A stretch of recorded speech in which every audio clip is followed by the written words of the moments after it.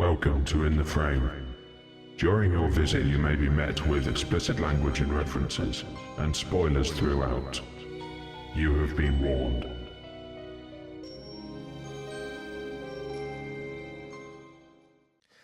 Hello everyone, and welcome to In the Frame. We are the opinion no one asked for. As usual, I have Sam, Rodeo, and Dan. This week we're going to talk about the classic Alien. So Sam, tell us, what is Alien about? So Alien is set in like quite distant future. On spaceship, alien breaks out, everyone dies. That's the plot. Like, Yeah. They're on their way home and they're in their cryosleep and they get woken up early and there's a moon or a planet that's nearby that's kind of mysterious and they end up going down to investigate. Alien life form stows away inside one of the crew members on the ship, escapes. Havoc, horror film. First impressions.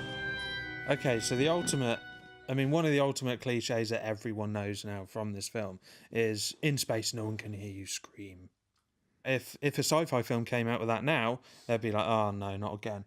But this was the film that sort of set that, and so many other cliches as well. Yeah, I think a lot of both horror and sci-fi films have adopted many of the tropes that were set within Alien. So, for example, the fact that the alien is kind of lurking in the shadows, you can't see him, it's kind of the fear of the unknown, which I think works really nicely. Yeah. There's also the kind of the claustrophobia that's kind of present throughout the whole film. Like you have the really deep kind of rumble in the background that kind of feels like it's closing in on you. The fact that there's only 7 crew members, a cat, a computer, and an alien in the whole film. That kind of makes you feel like you're stuck in with them. It's that claustrophobia, which I think is used in a lot of other horror and sci-fi films today. And the facehugger. Yeah, the facehugger. There's a constant feeling throughout the whole of Alien that there is some impending doom. I thought the music really matched the film. It was kind of soulless and empty, but it really set the sort of atmosphere for the intro. And I don't know, it makes you feel uneasy. It makes you feel maybe a little bit sort of tense, but you don't really notice it's there. Which, in my opinion, is a good sign of a good score. Yeah, it fuses kind of perfectly into the film without being another layer on top. It's kind of just part of the whole experience. Yeah. And then when it needs to be, it's really intense. So yeah, the scene where he goes into the ventilation system when they're tracking down the alien, that bit in terms of the music and the whole build-up of that scene is so intense and it works so well.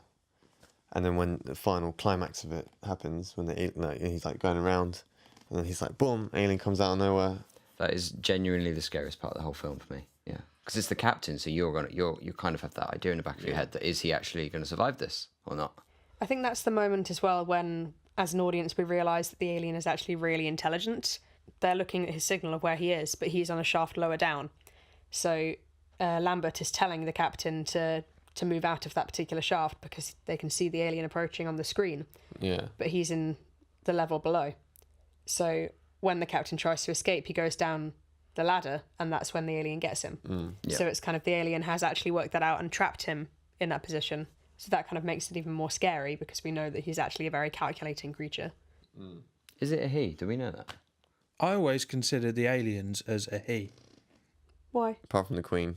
Well, because the Queen, Sigourney Weaver calls her a bitch. She's referred to as a woman. So I always thought the guys would be the little ones. So kind of like bees. Yeah. Okay. Yeah, their reference, like, that's what, like, the good thing about Aliens is because it sort of built on Alien and made it into more of a extended universe. Having this whole ecosystem of the alien. You know, you have the Queen, then you have the drones, which are the aliens you see in Alien, but they're even different in Aliens because the whole design of the alien is different. And then that goes on further into like Alien 3 when you have like the dog alien or whichever version you watch. Yeah, I remember, And that's what I think people really like about this franchise. That's why it's still going. I still think the original design is flawless. But the main reason they changed the design for Aliens is because the dome on the top of the alien's head, it kept breaking during production. so it got too much of a pain in the ass. And obviously in Aliens, it's more of an action film, so there's more movement with the suits, and puppets, whatever. Yeah. So obviously, cost effective would be to get rid of it and just redesign the alien, which is what they did. It worked really well. But then isn't Alien set quite a while after the first one anyway? So we could put that down to evolution. Yeah, true. Yeah, because she's found. It's 50 years, I think, after that. Yeah. Yeah. A cool part of the alien design is that it's supposed to blend in with the ship. So obviously, the ship's all has pipes and has all these big industrial-looking hallways and stuff. So it's easy for the alien to blend in. Like clearly at the end of the film when it's just Ripley left, and she's thinking it's all cool, everything's chill. It is so creepy, that bit.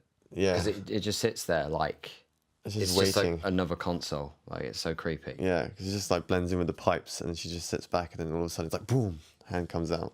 Yeah. You know, creepy ass little forefinger thing. Yeah. So in some respects, it is just kind of a slasher in space, Basically, yeah. of the essence of it. But it feels so fresh, even now. I think that's one thing that hasn't dated about it. I don't think another film has done that space fear to the extent that Alien has. No. Like, even close, I don't think. So I think one of my favourite moments in this film is the classic John Hurt moment with the...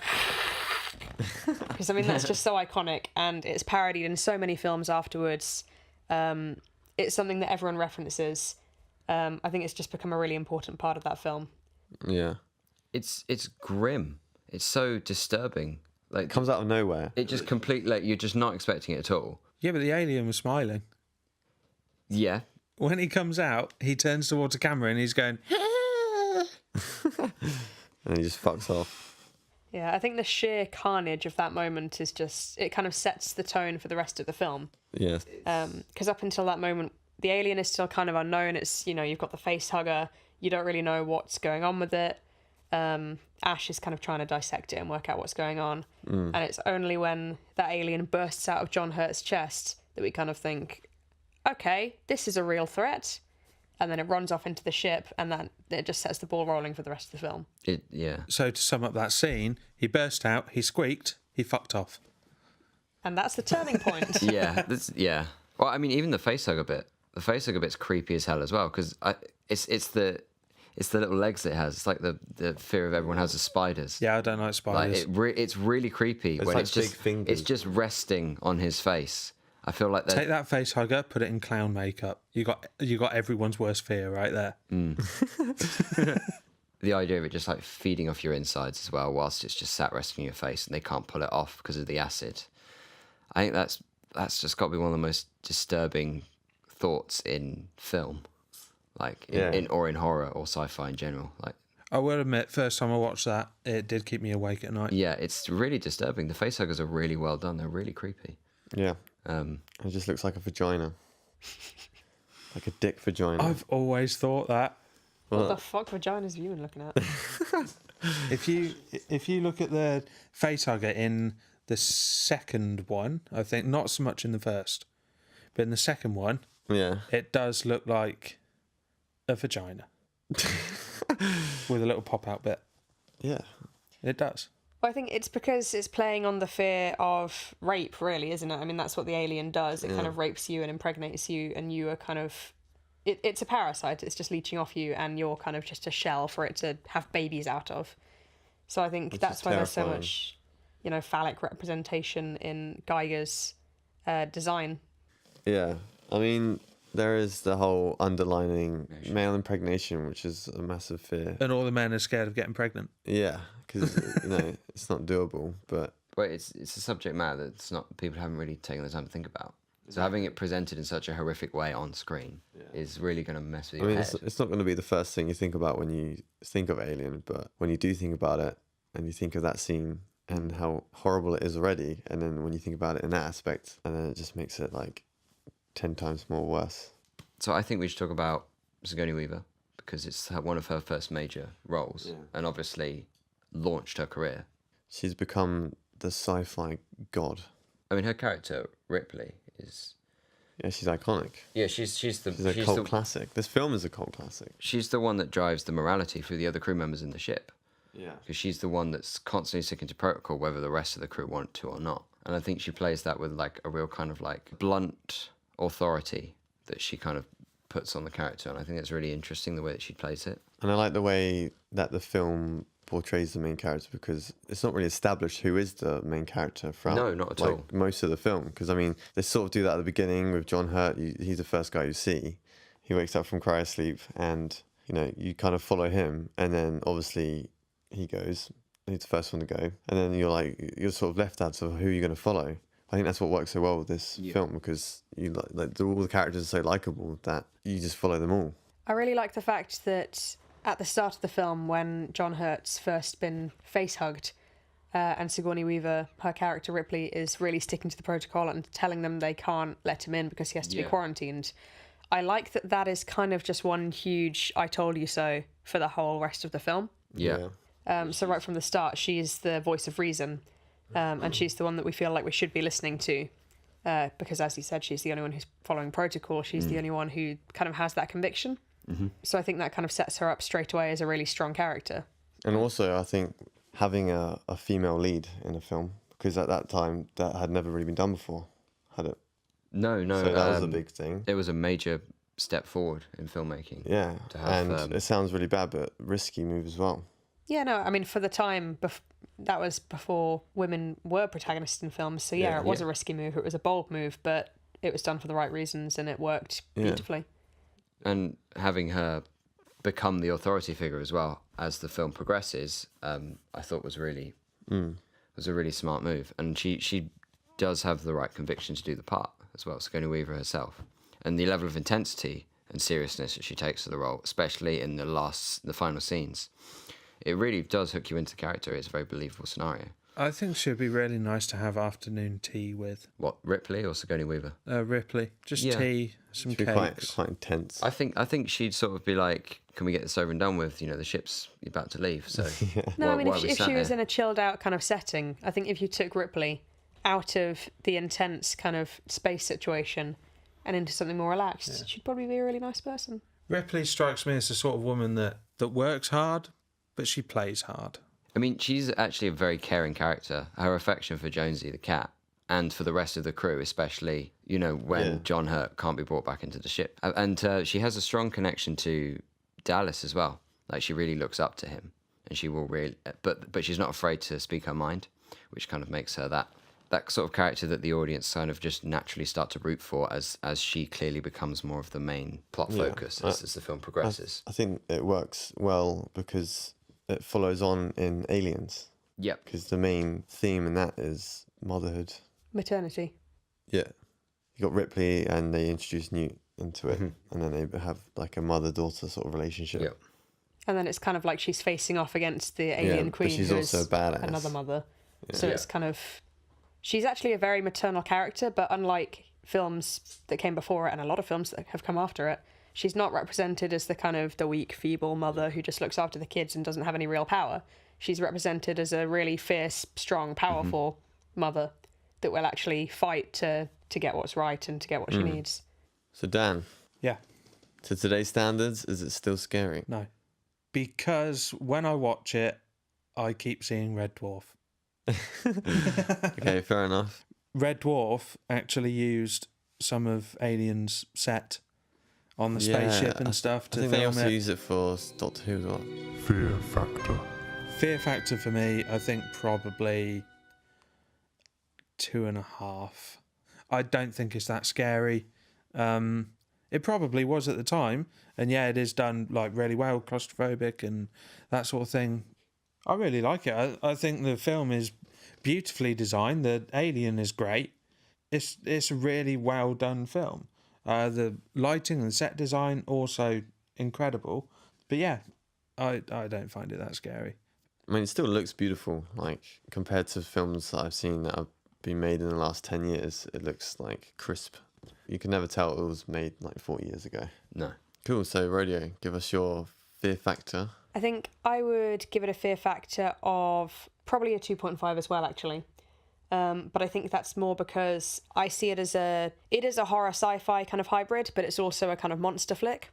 And I think in that you're kind of appreciating the design of the monster and, you know, how it actually hunts, how it works, rather than it being a kind of real fear that we can relate to and get scared by later on. It's something that we're scared of while we're watching it because we're scared for the characters, but it's not something that will kind of haunt us for days afterwards. So that's why I think it's a 2.5 fear factor. But in general, I mean, I thought it was a beautiful film. The design by H.R. Geiger is incredible. I love the way the alien kind of mirrors the ship, like you were saying. And the fact that on the alien's planet as well, all of the ship and the eggs and everything they find there, that's really mirrored in the creature design as well. So I think in terms of design, it's a beautiful film. As Dan said, it's shot and lit incredibly, and the sound design with all of the claustrophobia kind of being built into it, I think works really nicely. You see, my fear factor's a little bit higher because I think it creates a real level of intensity. And even though I've seen the other films don't have the creepiness that the first one has. And I think that's what carries the first one so well. That's why it's still a fan favourite for a lot of people. And that scene where Dallas is in the ventilation shaft, it still gets you. It still makes you jump. I think you'd be really hard pushed not to jump at that bit. But for the right reasons, not because it's a jump scare, because it genuinely is a tense moment. So I'll probably give it a 4.5 out of 5. Really? Pretty high up Right there. up there, yeah. Still to this day, it is like pretty freaky, and the whole concept of there's this thing that can forcibly it basically rapes you and impregnates you with this unstoppable killing machine. It's just terrifying, and just overall, it just, like I said already, it looks great. You've all said that. The performances of the actors are spot on.